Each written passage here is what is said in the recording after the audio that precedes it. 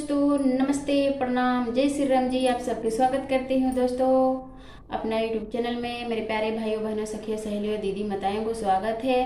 तो आज मैं बहुत ही प्यारा देहाती भोजपुरी चुटकुला गीत लेकर आई हूँ। आप लोग जरूर सुनिएगा। अच्छा लगेगा तो छोटा सा प्यारा सा कमेंट करिएगा और शुरू से लेकर अंत तक सुनिएगा इस हमारे गीत को।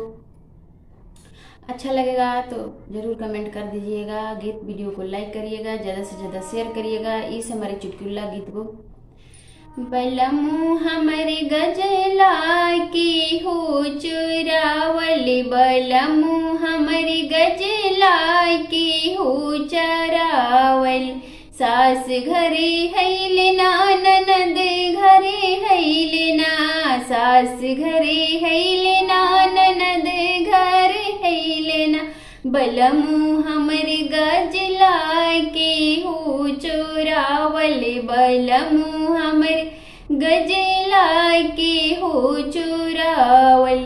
कटवा में कांच कोई ने बन्हे बस टकवा, कटवा में कांच कोई ने बन्हे बस टकवा।